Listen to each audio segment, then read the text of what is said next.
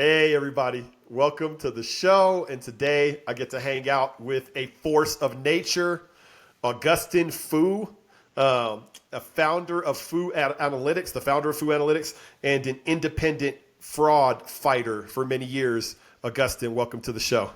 Hey Johnny, glad to be here with you. I love your How'd you get the moniker Dr. Fu? That's what you call You yourself on know, social media. it's because I do have a PhD from MIT, and I Yeah. thought I better get as much mileage out of the doctor as I possibly can to make my parents proud of me. Because I'm not doing anything related to what my PhD was. Yeah. So, my mom is very disappointed. So I said, okay, I'll just keep using the word doctor, so she won't Yeah. be as disappointed in me. And now you are a doctor everywhere. If you just look me up on LinkedIn, I'm Dr. Yeah. Fu. I love it, man. So, can you tell us about Fu Analytics? Just a little bit about that, and then we'll get into your origin story. Sure. Fu Analytics is the analytics platform for digital ads. So it's Mm-hmm. just like you have Google Analytics and Adobe Analytics for websites, but you can't use GA for the ads themselves. Mm-hmm. Fu Analytics has both in-ad tags that ride with the ads and see where they go, and whether bots loaded them or whatever. And we also have an on-site tag that goes on websites, typically publisher sites. So it's a platform that advertisers subscribe to, publishers subscribe to. Yep. Again, it's kind of like Google Analytics Enterprise, but Yep. it has more data around bots versus humans versus search crawlers and things like that. And these are typically details that GA doesn't show you. So it gives you supplemental data.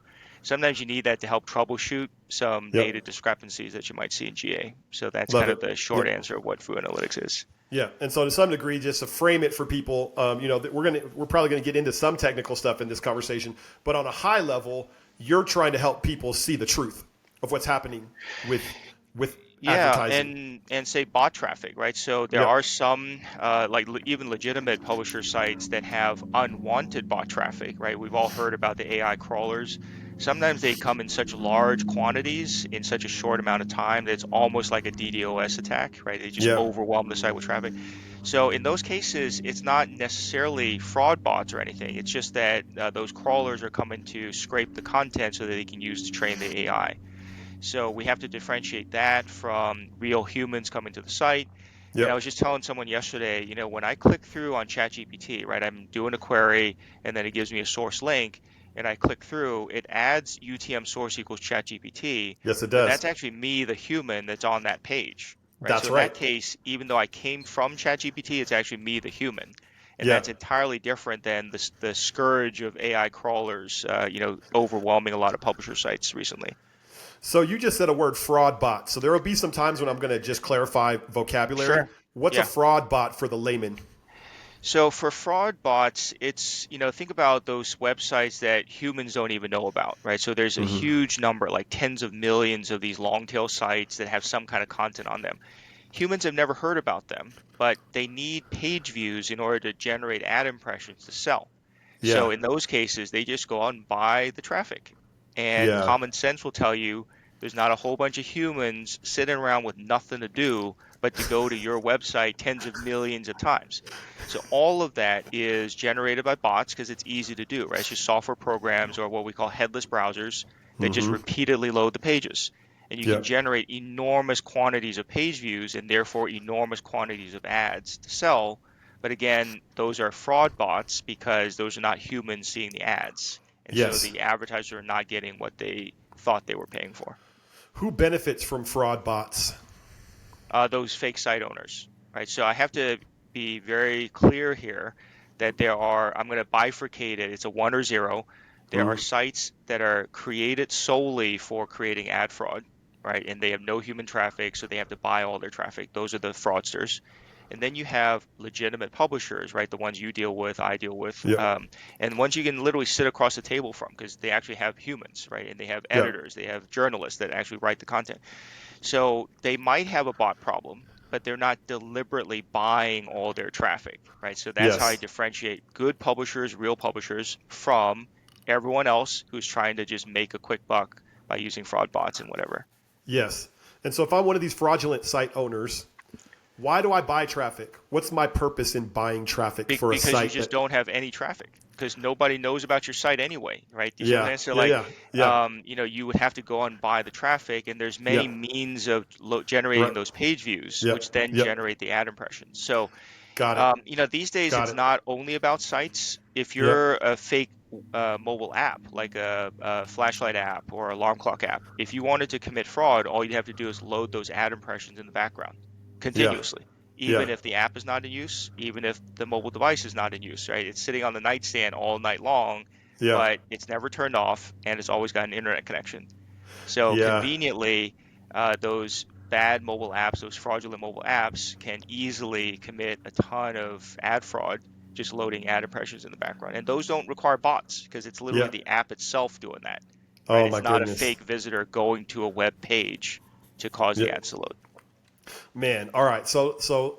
I think we're starting to get into the problem here because Yeah. even as you're telling me, I'm feeling overwhelmed just listening to you talk about this. This is just happening all the time to normal, ordinary people, um, and being taken advantage of to some degree Yeah, by one of apps. the most important things I have to convey here, because you serve a lot of media owners, right? The people Yep. who are the legitimate publishers selling the ads. Sometimes they get accused of high bot traffic, Yeah. and they are asked for refunds, clawbacks, make goods, and that kind of stuff. And then the publisher is scratching their head, like, we don't have a lot of bots on our site. What the heck is Right. going on, right? They're Right. getting accused. So one thing I need to articulate to the media owners is that all of that fraud didn't actually occur on your site. Yeah. It actually occurred elsewhere. The problem is in the reporting. So whether it's the placement reports or whether it's the fraud verification companies, they take the domain that was passed in the bid request and they assume that that's where the ad went, even if it Yeah. didn't. So let Yeah. me kind of explain why that happens. If you're the owner of fakesite123.com, you would never put your own domain in the bid request because Right. you're not going to get any bids. You're always going to lie and pretend to be some well-known domain like ESPN or Yep. BBC or Home and Garden or whatever. And by lying, right, you put Food Network, Home and Garden in the bid request, but you put your own seller ID in there because you want to get paid. Yeah. So that discrepancy, you know, if someone just looked, they could solve that problem. It's called domain spoofing, right? Where a Yeah. fake domain is pretending to be a real domain. But the problem is when the bad guy puts bbc.co.uk in the bid request, the verification vendors, the legacy verification vendors, thinks that that's where the ad went. And when all of it's being loaded by bots, obvious bots, they'll say, "Oh, it's all this bots on BBC." So then they call up the legitimate publisher and say, Yeah. "Oh, you have 90% bot traffic. We need a refund." And Yeah. then, the publisher's like scratching their head, what the heck's going on? We don't have 90% bots on our traffic, on our site. Right. So that is the problem that many publishers don't understand. It's that the bots are not on their site, it's somewhere else. It's just a figment of the reporting. But that case has come up over and over again, and publishers have asked for my help to come in and try to troubleshoot that, to say, we're getting asked for a 90% make good. We don't think there's that many bots on our site. Can we put Foo Analytics on the site and show them the data that we don't have that level of bots? Right. Sometimes I'm Yep. already on the site, so I can show it's mostly blue. There's only like 5% red. So it's the vendor, the verification vendor, that's got incorrect reporting, right? So Right. then that's how we fight off the refund request.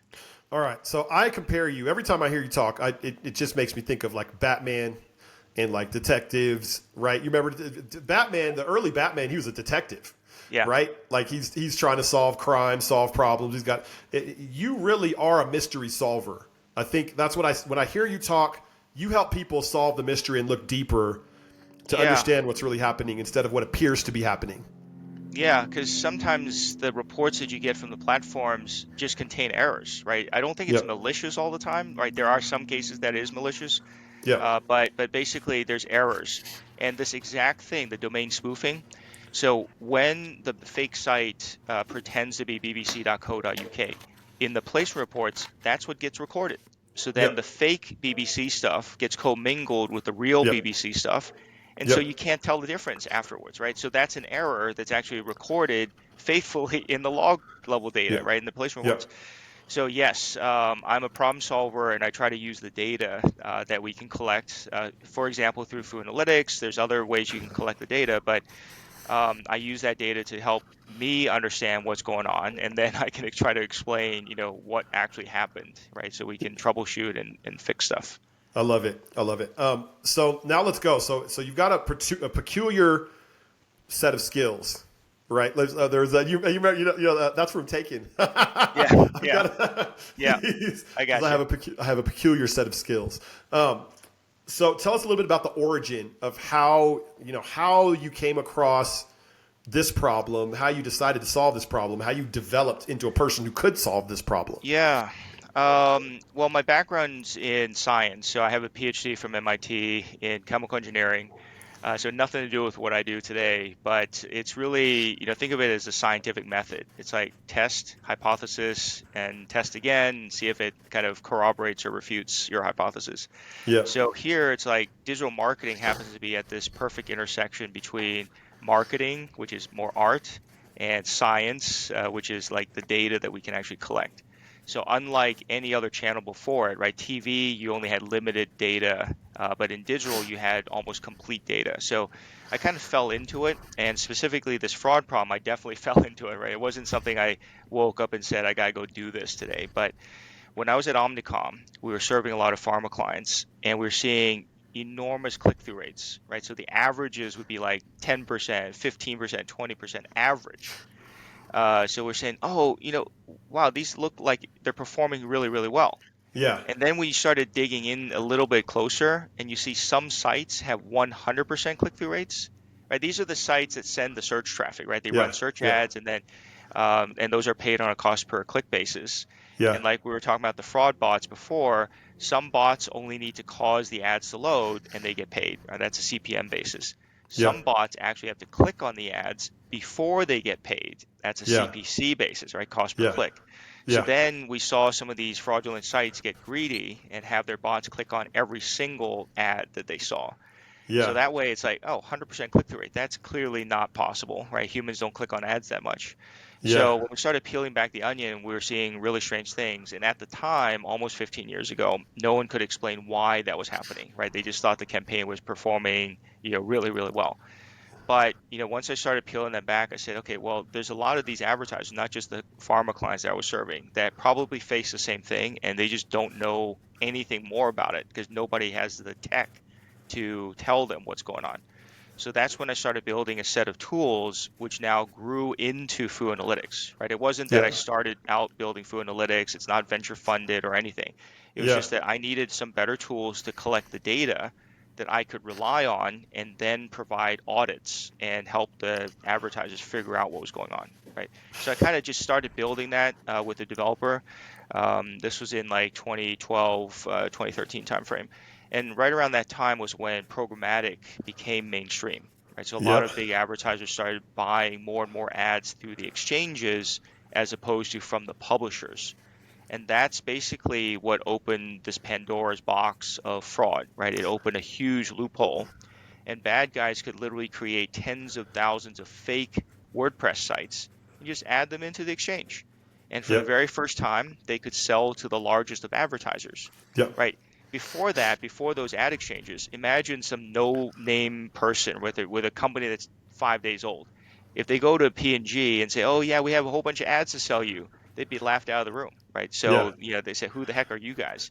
yeah, But now by adding it into an exchange like AppNexus, they yep, could now start taking money from the largest of advertisers, right? So that right, actually was the seminal event that yep, allowed the fraud to proliferate. And so yep, right around that time, our original tags were for sites because it was search clicks that came through to the pharma company's websites. We had to then add in ad tags, right? Which meant that we had to figure out, okay, where did the ads actually go? And yeah, were they loaded by bots, right? So at yeah, that time, we added in ad tags in addition to our on-site tags. And that's when we started measuring ad impressions. And if you think back to that time, it wasn't even our data, right? AppNexus themselves admitted because they wanted the publicity. So there's an Ad Exchanger article that said they reduced the number of ad impressions from 280 billion per month to 20 billion. That's a 92% decrease basically they admitted that, oh, all of this was fake anyway. So they had to do that, Wow. otherwise people would stop buying from them. But my question back to Brian was like, okay, well, what about all those people who bought from you before the cleanup? Did any of them get Yeah. refunds? Yeah. Obviously they didn't, right? So that's kind Yeah. of fraud has been a 90+% problem since 2016, 10 years ago, Yeah. right? And a lot of people think it's not that big because they've been looking at the press releases from legacy fraud vendors that said it's 1%, don't worry about it, Yeah. right? So there's a lot of just education that still needs to happen, and it's finally happening now, Yeah. after so many years, and people are really interested. Okay, we have to be more careful with our spending, so therefore they're asking more questions that they didn't ask in years past, right? So Yeah. it's kind of like that's kind of the origin story. I didn't set out to build Foo Analytics, but it's kind of evolved into this platform. And like I mentioned, in the early days, I was just doing consulting, so I would just Yeah. screenshot from it, put it in a PowerPoint, and then deliver. But I can't scale that, right? It's just one of Yeah. me, so I couldn't do more projects. So in 2020, I just decided to open up the platform to others. So I just gave it a name, Foo Analytics, and created user accounts. And Yep. then my job became training others to use it so that they can actually have the analytics to measure their own ads and make them better, right? Do the optimizations themselves. Yeah. Yep, that makes sense. All right, that's a classic superhero origin story, man. Like I look back at it, you just had this moment. There's this problem that comes up. Everybody's willing to kind of just let it go. I guess that's just the way these things go. Yeah. You have this kind of, I don't know. There's a justice thing with you. I think you desire justice. You And desire there's some truth. gut feeling, right? It's like, okay, this Yep. doesn't make any sense, right? So Yep. make it make sense. And it Yep. didn't. So it's like, okay, it's all bots clicking on it. That's why. Yeah. And when we start seeing clicks after the campaign was over. So like humans can't do that, right? They're not even any ads running anymore. But Yeah. since the bots got the click-through URL, they would just keep playing it because they didn't know the ad campaign was over. Yeah. So, like all of that kind of stuff, it's like, okay, it's got to make sense. And so Yeah. I kind of tell people, the fraud detection stuff should not be rocket science. I even have an article out called Common Sense Bot Detection. It's like, Yep. okay, just look at the data. You should be able to understand why we label it as a bot. And if I can't explain that to you in a way that you understand, then I'm not doing my job, right? So Exactly right. yeah, it's like Yep. it's all data driven. It's like, can I show the clients the data and explain it to them? Now, you said that more and more publishers are starting to reach out to you, and I'm assuming these are going to tend to be larger tier publishers, Yeah. but that sometimes the middle and smaller tier publishers can learn from what's happening with the larger tier Yeah, publishers. it's So, the same phenomenon that's impacting, right? It's the same negative phenomenon that's been impacting all publishers. But the big publishers get hit the most because it's always better for a bad guy to pretend to be a large site like yahoo.com or yeah, msn.com yep, because all those fake impressions get commingled in a much larger haystack, and people, when they look at the placement report, say, "Oh yeah, MSN's huge, so that explains why we have billions of impressions." They don't yeah, even bat an eye and think, okay, something could be wrong with that. But when we dig into the data, right? So yeah, bad guys pretend to be the major sites much more often than smaller sites. Okay. yeah, yep, When we look into the data, just look at the bid request fire hose. You can yep, see 45 times more fake Yahoo bid requests than real Yahoo bid requests, right? Just looking wow, at unpermissioned versus permissioned. wow, So there's just overwhelming amounts, 45 times, not just 10 times, not just 20 yeah, times, it's 45 times. And there's others that are even higher than that. But for the major sites, there's many times more faked bid requests pretending to be them than real. And yeah, that's because the bad guys have to pretend to be a well-known site in order to get bid requests, yeah. in order to get bids. And then the way that this negatively impacts the publisher is Is that the money by is diverted away, right? money's So diverted when away. the advertiser thinks they're bidding on MSN, it's actually going to the bad guy. So Yep, like a chunk of that money, right, whether it's a quarter, a third, a half of that money is literally flowing away from the publisher. They never get to see it. yep, So what we have observed in the last 15 years is that the mainstream publishers have lost top line revenue and they've seen margin compression, right? Bottom line profitability has also yeah, been compressed. yeah. Yeah. And so then how do they, so it's one thing to know that it's happening, right? You Yeah. can help them to know that it's happening. Yep. What happens to mitigate it or to stop it from happening? It's also easy. It's a non-technical answer, but let me set it up by talking about the experiments that I did for publishers last year in 2024. So I'll use the BBC example just because it's easy to talk about. So I actually played the role of an advertiser. I set up a campaign in DV360 and I bought bbc.co.uk. So basically a single domain inclusion list because I wanted to see two things.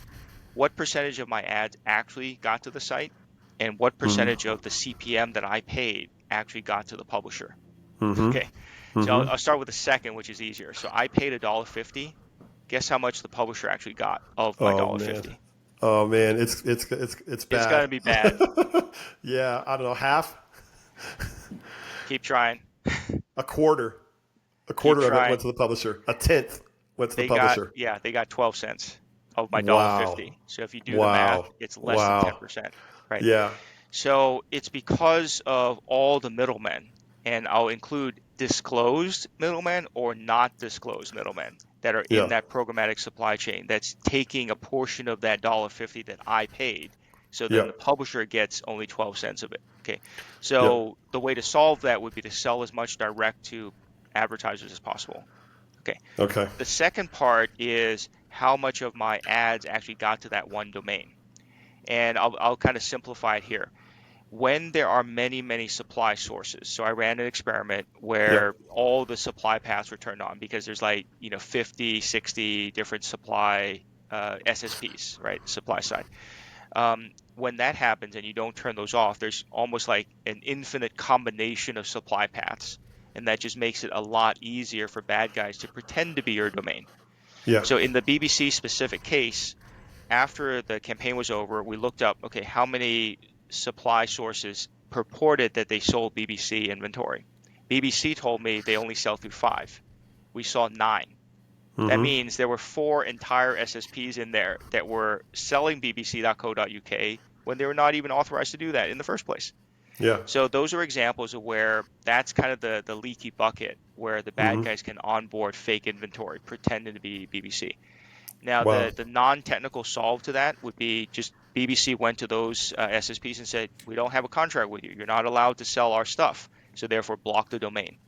So it Yep. basically, by blocking the bbc.co.uk domain in those SSPs, it just prevents the bad guys from onboarding inventory, onboarding bid requests that purport to be that domain. So Got it. it's a non-technical solve. You don't need to pay for any additional tech. You don't need the verification vendors to do. All of that is just they said, well, you guys are not authorized, so block that domain. You can't sell our stuff. So that just helped Yep. clean that up a little bit more, right? Yep. Was that a high percentage of the fraud that got eliminated just by that step, or is there still I don't have the cleanup? overall picture Yep. of because we only ran that experiment, so it was kind of like a self-contained thing. I Yep. don't have knowledge of the rest Yep. of their data, like what Okay. portion of their impression, Yep. like what portion was actually siphoned away from them that they couldn't see. Yep. But that was just it happened to many of the publishers, not just BBC. And so those are things that you can also, even without running the experiment where I'm buying the ads, you can just go into the bid request fire hose and just look at who's selling your domain, right? Mm-hmm. You know who's authorized, which SSPs are authorized to sell your inventory. Yep. And then if you see more than that or others that are not authorized, then you just go to them and say, block our domain. Yep. Now, it's not as clean as that. I mean, in the case of, say, New England Journal of Medicine, it was very clean because they didn't sell anything through programmatic. Yep. So whenever we see nejm.org and, there's like all these SSPs selling display ads, video ads, and whatever, it's like none of it's real because they don't sell any through programmatic. So then they just systematically went to every one of those SSPs and said, you're not authorized to sell our domain. Block it. Yep.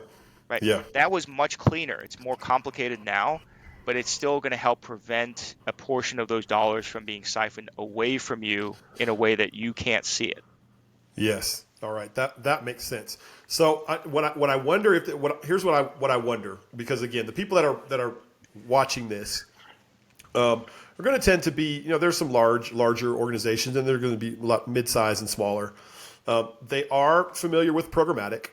They are wrestling with whether programmatic is a mechanism that's helping or hurting some of them. right, are wrestling with that. And so, but my question, even as I'm listening to this, is, does what you're saying mean that programmatic itself, the model itself, must die? You know what I mean? Like, is that the solution, or what do you see I'm going to in put the it future? bluntly. The answer is yes. And that's Yeah. because as an outside observer, because I'm not a publisher, I'm not a media seller, right? As an outside observer, the only thing that I've seen happen to publishers in the last 15 years is revenue decline and margin compression. Yeah. Nothing good has come from all of these promises that they've been sold. So just it boils down to very common sense. If Yeah. the ad tech company is venture funded, they sold you some tech. It doesn't even matter what tech it is. They Yeah. sold you something. If they're increasing their revenue and profits so that they can please their VCs, that money has to come from somewhere. And it actually is extracted between the advertiser and the publisher, right? Yeah. The normal path is like the advertiser pays the publisher to show their ads. That's Yeah. working media. That's the way it's supposed to work. Yeah. When you insert a middleman, if the middleman is growing their revenue and profits, where the heck is that coming from? Okay, it's Yeah. coming from a toll being taken between the advertiser and the publisher. So as all of these ad tech companies are showing hockey stick revenue growth, where is Yeah. that coming from? Okay, it's all coming out of the pocket of the publishers. So Yeah. therefore, yes, to make digital good again, we need to dispense with all that and have the advertisers realize that the only ads that matter are the ones shown to humans. Yeah. Because you can be buying tens of billions of impressions, 90% of which are shown to bots, you're not going to get any outcomes. No. And so I finally have started to see articles to say that some of these brands are saying, look, we've invested in programmatic for 10 years. Our sales have barely gone up 1% per year. And in Yeah. some cases, they've gone down. So Yeah. what the heck are we spending on? Despite all the attribution reports making it look like it's doing a lot of stuff, it's not. Our sales have actually gone down. That is the first time I'm seeing advertisers actually admit to that, right? Because the only thing that matters is whether it drove sales, right? Not what Right. the reporting says, not what the reports that the platforms give you say. Okay, it's going to be, did it actually drive more sales for you? And the advertisers are realizing they're not getting that. So if the advertisers are not getting more sales and the publishers have lost money for the last Yeah. 15 years, okay, Yeah. yes, we need to get rid of it. Yeah. Now, I'm not saying that the tech is bad, right? There's Yeah. some usefulness in the tech because the advertisers can't go to tens of thousands of sites, but they should also realize that there's not tens of thousands or tens of millions of sites that a lot of humans go to. It's a Yeah. very finite set of good publisher sites that you should be buying from. And I just always go back to this very simple experiment I run in class, right? I taught a digital marketing class. I just asked the students, write down as many websites as you can in 1 minute that you visit every day. Yeah. They'll start rattling some off, and then they'll start slowing down when they get to 6 or 7 or 8. They can't even get to 10 websites that they visit regularly every Yeah. day. So, Yeah. like, what the heck are these tens of millions of sites that are supposedly this long tail that has hundreds of billions of impressions to sell? Okay, that's not real, Yeah. even if the fraud detection companies can't detect the bots. Okay, Yes. so same thing happens with mobile apps. Try to name 10 mobile apps that you use every single day. Most people can't. They stop at around 5 or 6, right? Yeah. So between fake websites and fake mobile apps, those are that's the majority, that's where the majority of the dollars are going. So if you can cut that out and have more of the dollars from the advertiser go to the publisher, Yep. then the publishers can survive. Then they can pay their journalists. Then they can Yep. write more useful content, not the Yep. clickbait crap that we're seeing on all these MFA websites and whatever, right? Yep. So, we have to at some point say enough is enough, and we have to go back to proper digital marketing. Yeah. All right. I love how you put that. Now, I'm going to throw in an exception, a potential exception here. So, if there were an organization that had it, you said that the technology or the concept isn't bad. The problem, and I think you really articulated it well. I got this picture of kind of like this swollen tick, like the middleman, right? Like Yeah, this yeah, swollen middleman yeah, that's like, and that has pressure to grow, yeah, right? And there's no, it's sucking blood from a host. There's no place else the blood's coming from. yeah, You know what I mean? yeah, And so if it's going to get more, it's got to take more from the host, yeah, right?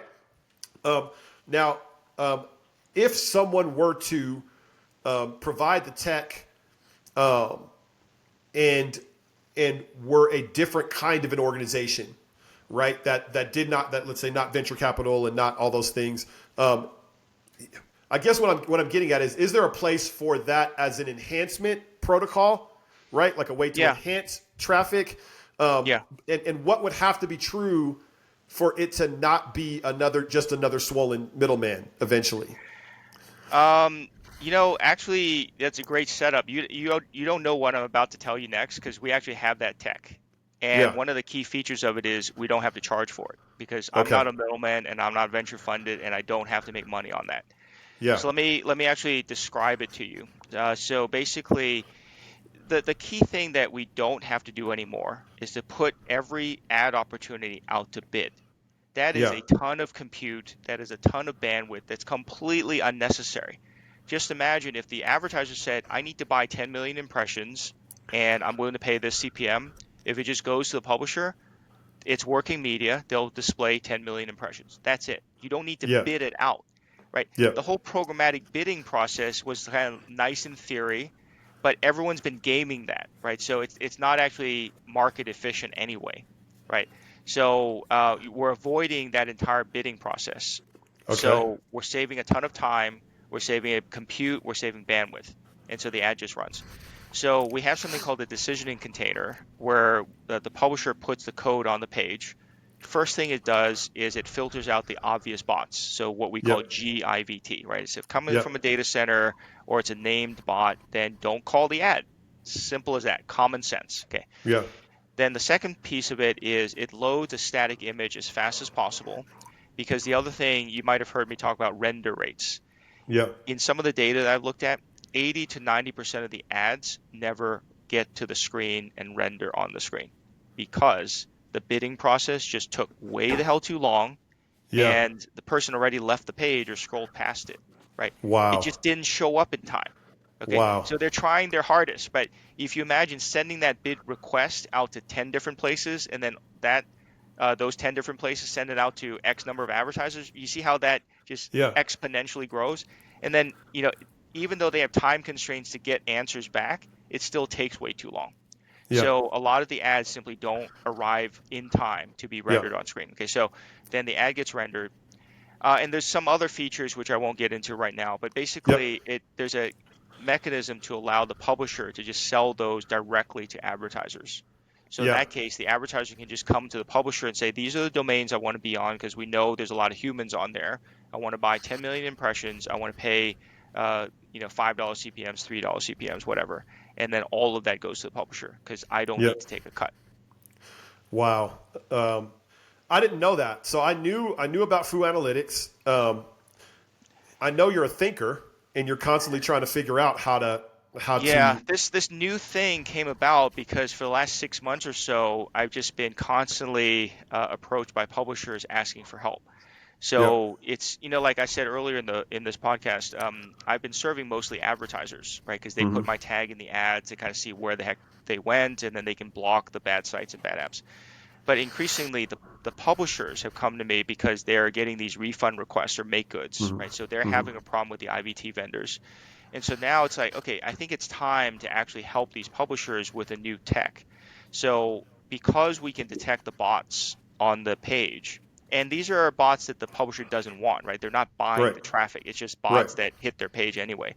If we can filter those out, it provides an extra layer of protection, right? So simply don't make the ad call if we can clearly see that it's a obvious bot, what we call GIVT. Because now there have been Yeah. case examples of where the vendors, these verification vendors, didn't even catch the GIVT. Okay, so Yeah. what the heck are they doing? They're getting paid, but they're not even catching the bots that say they're bots. Okay, that's how Yeah. bad the tech is. So Yeah. in this case, we're catching the bots, we're not making the ad call, and then if it's not a bot, then we call the ad as fast as possible, and we're kind of dispensing with the entire bidding process. So that Yeah. way the ad is actually on the page soon enough so when the person scrolls by, they'll actually see it. Okay, so there's a Yeah. lot of that kind of benefit rolled into it. So we call it the Foo Analytics decisioning container for publishers. The Foo Analytics decisioning container for publishers. Yeah. And so if I'm a publisher, and I'm assuming you work with publishers of all shapes and sizes with Yeah, this, or large and small. And I've been giving away the on-site tag for smaller publishers just so they can yep, kind of see there. So yeah, they can contact me and then basically they just copy and paste some code into their ad slot and that's all they have to do. We'll do the rest for them. that's cool. Now I imagine there has to be somebody because just any technology or data, right? Like I work in the world of research and data. That's Data Joe, my company. And I know the importance of like there's data and then there's the story that it's telling you of what action you need to take, right? So it sounds like you've got these ways to equip publishers to get the data and the understanding and the analytics. What kind of entity do they need in house to be able to then convert that to action for themselves?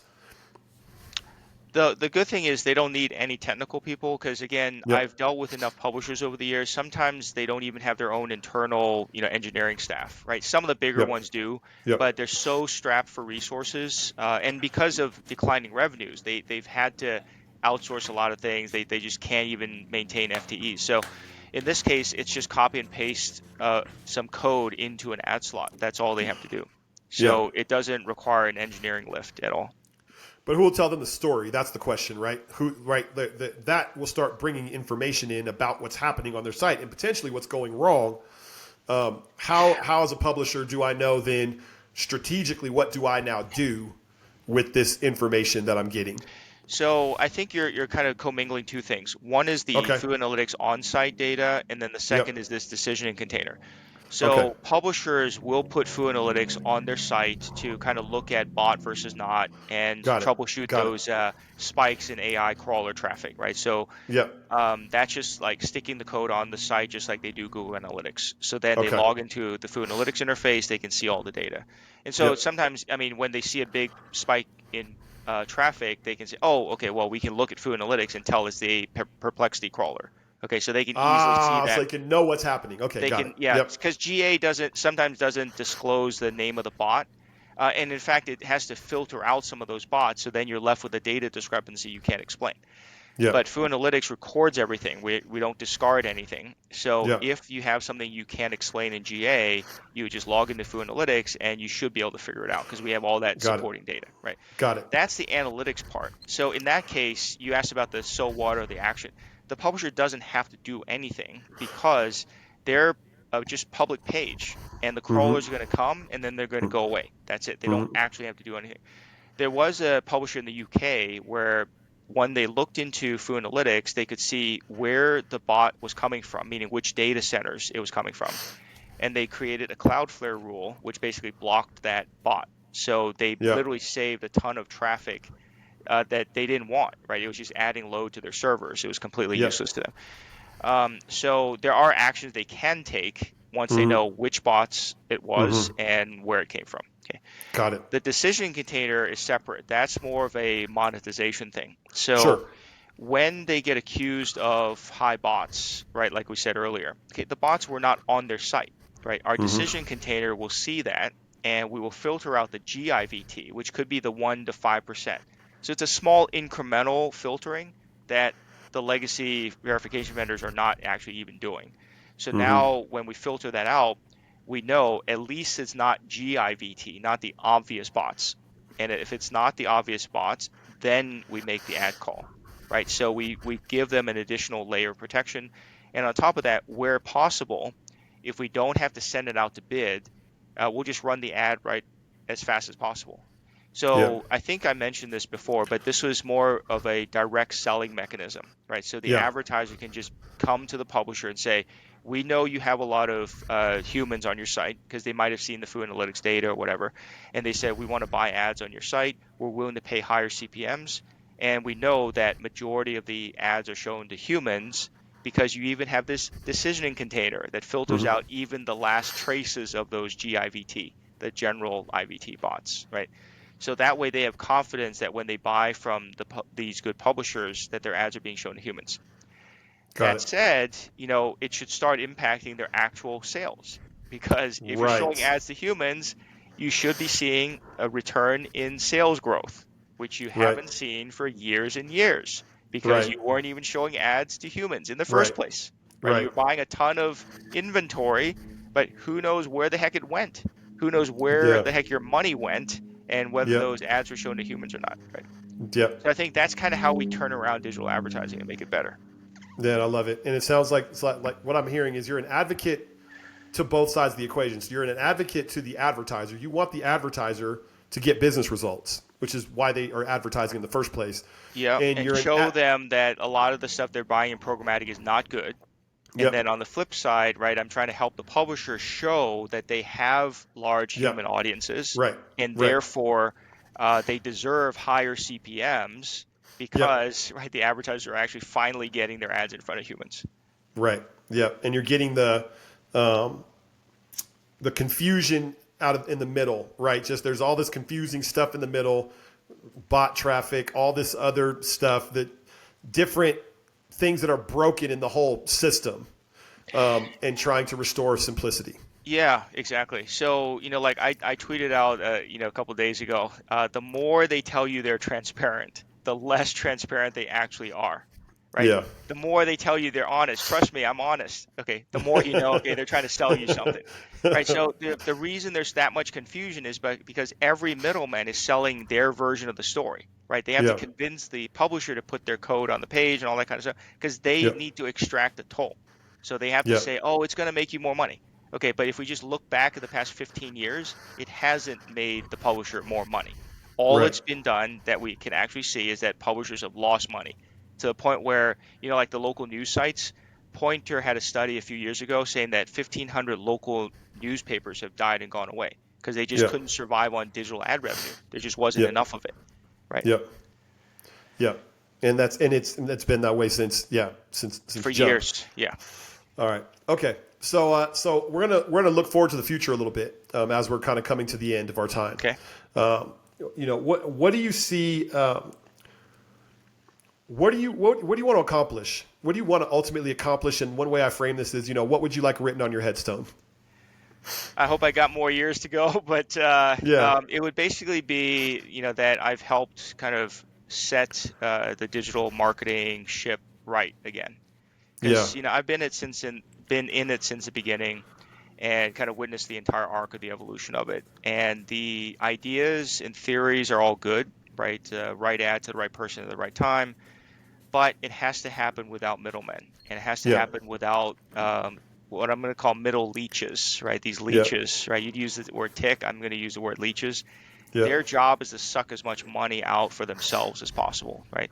Yeah. So this has to happen without those middle leeches, and we have to help the advertisers come more close to the publishers because we Yeah. want more of those dollars to go towards working media, not in the Yeah. pockets of the middle leeches. Okay. Yeah. So I think in that case, we are literally going back to the way digital advertising was supposed to be, right? Yeah. So ads shown on websites that humans visit, and therefore the ads are shown to humans, and therefore it's going to have some kind of actual business outcome for the advertiser, not some pretty looking report, not the 20% click-through rates that I saw, 15 years ago when I was at the agency, right? A lot of those numbers are not going to look as pretty as they do now because they've been artificially inflated. Okay, Yeah. it's going to go back to reality, but we're actually going to go back to real digital marketing, and that's my Yeah. hope for the industry. Yeah. Why is this so important to you? Like, why do you care? Because I grew up in this, right? I was not in digital marketing before. I kind of fell into it and saw, it was one of the industries that was going to be dramatically changed by the internet. Yeah. And because of, where I sit, I'm at the intersection between data and art, right? Marketing science is the name of my company. Yes. So it's like, okay, I want to see digital marketing actually work and not have all this money go into the pockets of fraudsters. Yeah. So it's like it's going to be a long journey because, and this, Yeah. it's been a hard slog for many years because even the advertisers didn't want to hear it, right? Because Yeah. they wanted to buy a lot of digital ads. They wanted it to be good. They didn't want to hear about the fraud. So nobody wanted to hear it. But I think everyone realizes that money's getting tighter. Times are getting tougher, so they Mm-hmm. have to look more closely. So, like I said, once the pandemic hit, I opened up the platform, and that was kind of the external shock that caused everyone to say, okay, well, we better not just be spending so freely. We better take a closer look. Right? Yeah. Before that, no one wanted to rock the boat. Right? Yep. After the boat was rocked by this external Yep. force, they're saying, okay, we better be more careful. So only then did I start to see more advertisers say, okay, let's question this a little bit more, right? Don't just assume that it's working perfectly. Okay, so Yeah. I think we're seeing the beginnings of the turnaround, but we still have a lot of work to go to do, and hopefully, Food Analytics is an analytics tool set that will help both sides, right? The advertisers realize that we need to be buying from real publishers, right? Not just Yep. avoiding the fraud, but Yep. actively targeting the humans. Where do you find those humans? On real publisher sites. I'm gonna use a controversial metaphor here slightly. I think everybody will get it. So what I see as I'm hearing your story is a person who saw something that other people didn't see. You saw, like, sometimes, right? Like, you get to the mountaintop and you see something, and what you saw was a really big problem that just didn't have to exist, right? You saw a big problem, and this big problem that you saw kind of corrupts the simplicity of what advertising relationships with publishing organizations is supposed to be, It right? is supposed to Because be, yes. it's supposed to be, we publish really good content and people come to us because we Yeah. publish really good content. Yep. And advertisers want to advertise and be seen around our content because they know it's good content and because we have a good audience. And Hmm. then they win and we win because they fund Yes. our endeavor, right? That's the original contract of the internet, right? Your Yeah. users get free content in exchange for seeing ads. That's the way Yeah. it's supposed to be. Yeah. But once that contract was violated, because all these middlemen started inserting fake sites, bots, fake users, and all that kind of stuff, all of that got corrupted. So it's Yeah. almost like the pendulum swinging back to the original intent, the original contract of the internet. Yeah. So the metaphor I was going to use, and again, I'm going to use two things that are not alike. So there's a story about Abraham Lincoln, and that there's a time when Abraham Lincoln, was watching a slave auction, and he turned to the guy that was with him and he said, "I'm going to punch that in the face. I'm going to punch that institution in the face." Is what he said. He saw something, right? Now, is the internet fraud anything comparable to slavery? No, it is absolutely right. Like, slavery is a billion times worse than that. But what I see is that there's a moment where you saw this is wrong, and it Yeah, could be it's an made right. injustice. Yeah, it's an Right. injustice that has to be Yep. corrected. Yeah. And the And injustice is that the good publishers are just not getting what they deserve. right. And you thought, and I'm going to do it. Right. That's the interesting part to me. You And I thought, can do it, right? I had the yeah. technical skills, I had the good developer to help me with that. So, yeah, so I had a way forward. Again, it wasn't premeditated, right? I didn't set out Right. to build Food Analytics to sell as a SaaS platform, whatever, but it kind of Right. evolved. And part of the origin story I didn't really get into is that at the very beginning, I realized I didn't want to become a fraud detection tech company like the Right. legacy ones that we know about. Right. Because if I were them, I would rely on fraud to continue so I can keep making money off of it, right? Right. I'm a digital marketer first and foremost, right? And so I want to actually solve fraud. So at that time, for the lack of a better term, I just called myself an ad fraud researcher because I actually had data. I could say, okay, here's why it's fraud. It's clear that these are bots, right? So I can show the data. And Yep. then it became clear by 2020 that I couldn't help publishers, couldn't help advertisers enough by just doing it via consulting, right? Put in a PowerPoint and deliver the consulting. It didn't Yep. scale. So I opened up the platform and let others use it. And so now the big advertisers are coming in. They're even asking their agencies to use it so that they can actually see the fraud Yeah. that they couldn't see before, right? Because if you Yep. just relied on the legacy detection vendors, they've been telling everyone it's 1% fraud for the last 10 years. Yeah. So if you heard that, you wouldn't know that there's a problem that needed to be solved.